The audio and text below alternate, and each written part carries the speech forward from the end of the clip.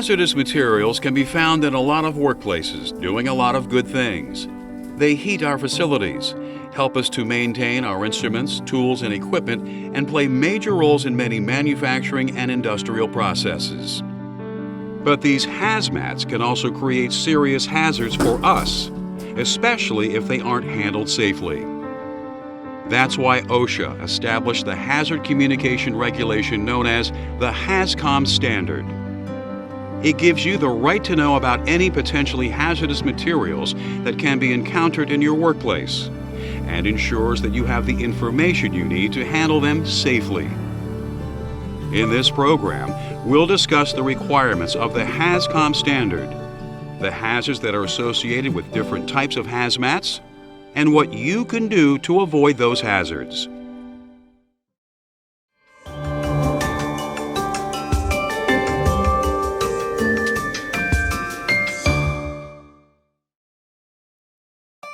The Hazard Communication Standard was established by the Occupational Safety and Health Administration, OSHA, in 1983.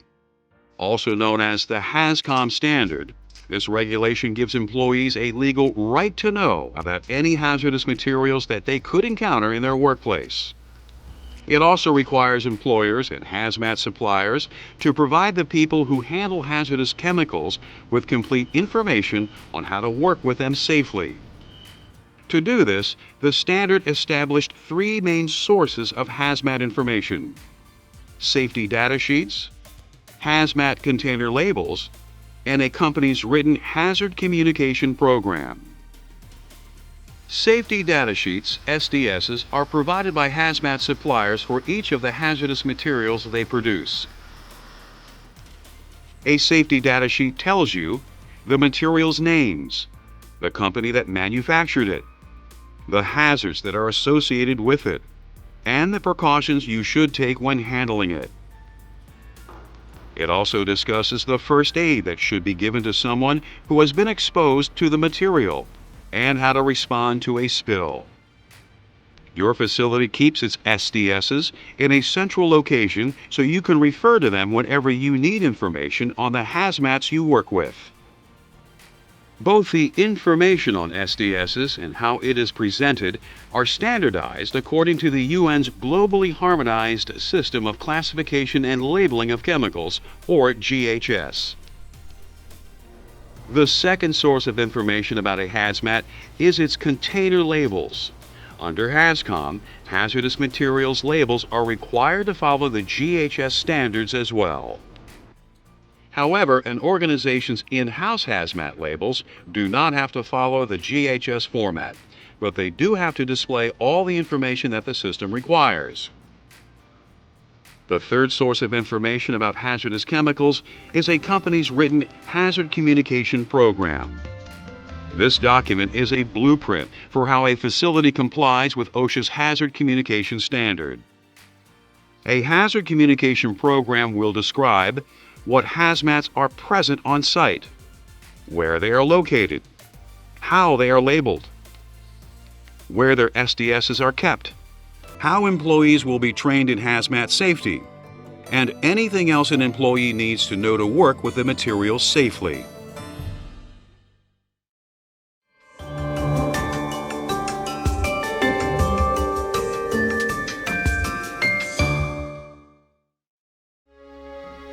In spite of all the precautions that we take to handle hazardous materials safely, accidents can still happen. And a hazmat spill or unplanned release could result in people being exposed to a very dangerous substance. To understand how this could affect you, it helps to know a little more about how exposure works. For example, any health effects that result from a hazmat spill or leak will depend largely on the dose and duration of the exposure. Dose is the amount of the substance you're exposed to. As a rule of thumb, the larger the dose, the more serious your reaction will be. Duration is the period of time that you're exposed to the substance. In most cases, a short-term exposure will cause no serious health problems, though some materials can cause sudden or acute effects, such as a rash or a burn. On the other hand, long-term exposure to a hazardous material is likely to also cause long-term health effects. So how can we prevent exposure to hazardous materials? First, it's important to understand how a substance can get into your body. These are called routes of entry, and there are 3 of them: skin contact, inhalation, and ingestion. While all materials can be absorbed through skin contact to some extent, liquids are absorbed most easily. Inhalation occurs when you breathe in hazardous dusts, mists, fumes, vapors, or gases. And ingestion occurs when you swallow a substance. While ingestion may seem unlikely to happen by mistake, remember, you could accidentally transfer a hazardous material that is on your hands, arms, or face to your mouth. And you could eat food that has been contaminated as well. If you are exposed to a hazmat, there are procedures you can follow to reduce its severity and possibly prevent injury. If the material gets onto your skin or into your eyes, it should be flushed with running water for at least 15 minutes. Many facilities are equipped with safety showers and eye wash stations for this purpose. Make sure you know where they are located in your workplace and how to use them. If you begin to cough or have difficulty breathing while working with a hazmat, get away from the material and into fresh air immediately. If you should swallow a hazmat, it's important to consult the material's SDS before taking any action. Doing the wrong thing, even with the best of intentions, could make the situation much worse. In general, you should always check a hazmat's SDS before you start to work with it to determine what the material's hazards are, how you should respond to an exposure, and whether emergency medical assistance will be required if you are exposed.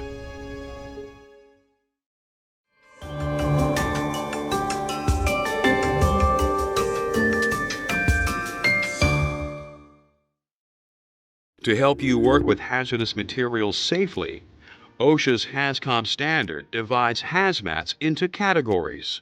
These are based on the types of hazards that are associated with them and the safety precautions that they require.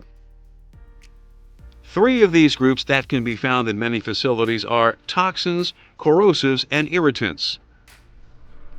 Toxic substances affect the organs and tissues of the body and disrupt important physical processes. People who are exposed to them can be injured, get sick, and even die.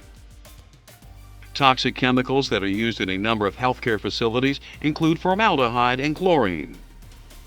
Some of the pigments and solvents contained in paints can be toxic as well. So is the turpentine that's often used for cleanup afterward. Respirable crystalline silica is a toxic material that is often used for sandblasting. Silica dust can also be created when stone, cement, or concrete is cut or polished during construction or renovation projects. Another toxin you could encounter is asbestos. While it isn't used in many situations today, it was used in many older buildings before its hazards were fully understood. And it can be found in insulation, pipe coverings, wallboard, and even some flooring products. 2 other groups of hazmats that can be encountered in many environments are corrosives and irritants. Corrosives can cause serious, even permanent damage if they come into contact with your skin or eyes. Most acids and bases are corrosive. These include nitric and sulfuric acid, bleach, sodium hypochlorite, and the solvent toluene. Symptoms of exposure to corrosives can include redness and swelling of the skin, burns and blisters. Irritants that you can encounter in many healthcare facilities include acetone, a thinner and solvent, many disinfectants and antiseptics, as well as diluted bleach solutions. Exposure to these types of irritants can cause temporary inflammation of the skin, as well as swelling at the point of contact.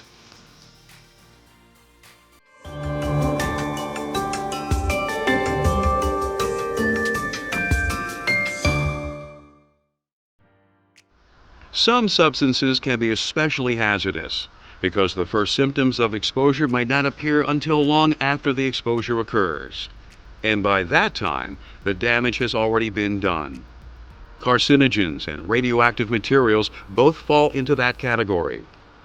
Carcinogens are substances that are known or thought to cause cancer. In healthcare facilities, they can include intinioplastic drugs, methyl methacrylate, anesthetics like ethyl chloride, some disinfectants, and formaldehyde. Respirable crystalline silica is another common carcinogen.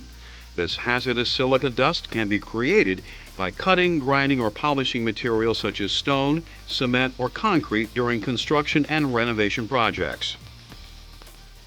The asbestos that was used in the construction of many older buildings is a carcinogen as well. Radioactive materials emit rays and particles that can damage the cells and tissues of living things, which can often result in cancer. These substances may seem exotic, but they are used in many healthcare environments. Examples include infrared radiation, ultraviolet UV radiation, and substances such as iridium-192 and cobalt-60 that are used in radiography. While you may not normally work in areas where there are radioactive materials, if they do exist in your work area, OSHA's hazcom standard requires your company's hazard communication program to provide you with complete information on how to handle them safely.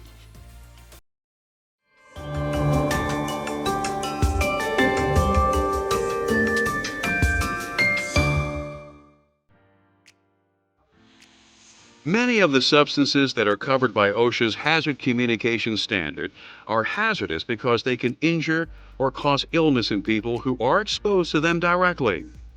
But with flammables and combustibles, the danger chiefly lies in their potential secondary effects, fires and explosions. While flammables and combustibles are both materials that can burn, what makes them different from each other is their flash point. Flash point is the temperature at which a substance releases vapors that can catch fire. Flammables like gasoline have a flash point of less than 100 degrees Fahrenheit. Combustibles such as kerosene have a flash point between 100 and 200 degrees Fahrenheit. In general, combustibles are safer than flammables because they normally have to be heated up before they can burn. Anesthetics such as cyclopropane, ethyl chloride, and nitrous oxide are all flammable, as are disinfectants and antiseptics including isopropyl alcohol, formaldehyde, and chlorine.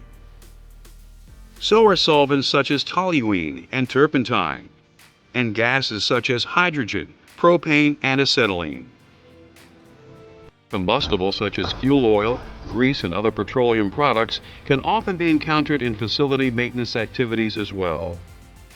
And many paints, adhesives, waxes, and polishes can contain combustible ingredients too. Flammable gases such as hydrogen, propane, and acetylene come with their own unique sets of hazards. They are easily ignited under normal conditions and can cause explosions. And even if they don't catch fire, like many gases, they can drive oxygen out of confined spaces. When discussing fire and explosion hazards, it's also important to mention oxidizers. Unlike flammables and combustibles, substances that are oxidizers don't really burn. What they do is make it easier for other things to burn. Common industrial oxidizers include nitric acid, perchloric acid, and hydrogen peroxide, and of course, pure oxygen itself. These types of oxidizers will make fires burn more intensely and can even cause some materials to catch fire spontaneously.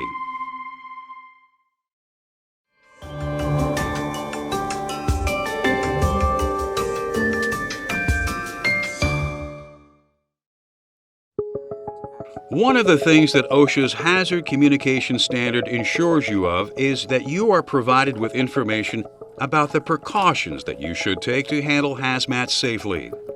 In many cases, these precautions will involve wearing some type of personal protective equipment, PPE, as well as making sure that any hazardous materials in your facility are stored properly. What PPE you should wear depends on the material you're working with and the likely routes of entry that it can take into your body. Before handling any hazmat, you should check its SDS or your company's written hazard communication program to find out what type of protective equipment, if any, you should put on to work with it. In many cases, some type of PPE is required to prevent exposure to a hazmat through skin contact. Depending upon the chemical you're handling, this could range from gloves to shoe covers to an apron. Since our eyes are particularly vulnerable to exposure from chemical splashes, eye protection should always be worn when handling liquid hazmats. Remember that safety glasses cannot adequately guard against splashes. You should wear goggles instead. They make a tight seal against your face that helps to keep hazardous liquids out. For especially hazardous chemicals, you may need to wear a face shield over your goggles as well. When you're working with hazardous gases and other hazmats that give off fumes, vapors, or dusts, the primary route of entry will be inhalation, that is, breathing the material into your lungs. In these cases, you should wear a respirator. There are several types you can use, and different cartridges that can be used with some of them as well. Again, check the chemical's SDS to find the right respirator for the job you are doing. How a hazmat is stored is also very important. Pay attention to the conditions in the storage area itself, because if they are not set up for the chemical you're using, it can lead to spills, exposure, and possibly much worse. Some materials, such as flammables or combustibles, are sensitive to temperature, so if they are stored where it is hot, they could catch fire or even explode. Flammables or combustibles should also be stored separately from oxidizers, which can make it easier for these materials to ignite and make fires burn more intensely. Compressed gas cylinders and materials that can emit hazardous vapors or fumes should be stored in areas that are well ventilated, as well as away from excessive heat, which can cause the cylinders to pop their valves or even burst. Some hazmats can even react with water. Others are sensitive to light, still others to shock. So if you ever have questions about how to store hazmats safely, consult their safety data sheets and your company's written hazard communication program.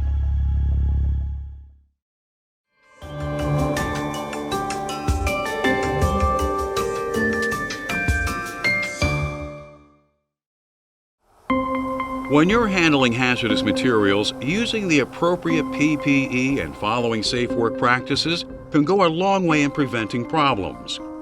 But if things do go wrong, it's important to be prepared for them. If your facility handles hazmats, OSHA's hazcom standard ensures that you will receive training on what to do in case a spill or leak does occur. First and foremost, you should report any signs of an incident to your company's security department or crisis management team. They will make sure that emergency response personnel are notified. The area around the spill is evacuated if necessary, and anyone who has been exposed to the substance or otherwise injured is given first aid. Different materials can require different types of emergency procedures and precautions. So it's very important to identify what material has been released as soon as possible. It's also important to contain the spill and minimize contamination of the area. This could involve placing absorbent socks or flexible barriers of urethane or PVC around the spill. Hazmats should always be prevented from escaping into storm drains or sewers. This can result in the material not only contaminating the surrounding area, but being carried into the local watershed as well.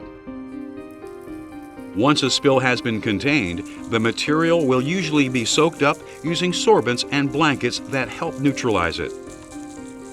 But some substances can require special cleanup precautions. For example, to prevent a fire, only non-sparking tools should be used when cleaning up substances that are flammable. And arrangements have to be made to dispose of any cleanup residue properly. Remember, hazardous chemicals are classified as regulated waste and must be removed by licensed waste handling companies for special processing and disposal.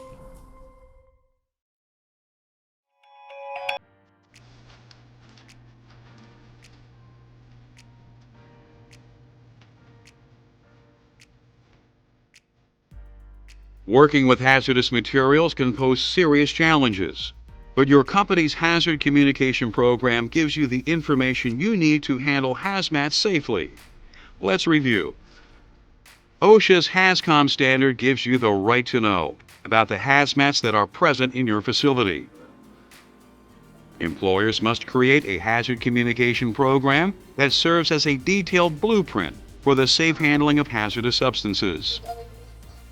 Your hazcom program specifies the equipment and safe work practices that you should use when handling different types of hazmats. The program will also specify proper hazmat storage practices and emergency response procedures.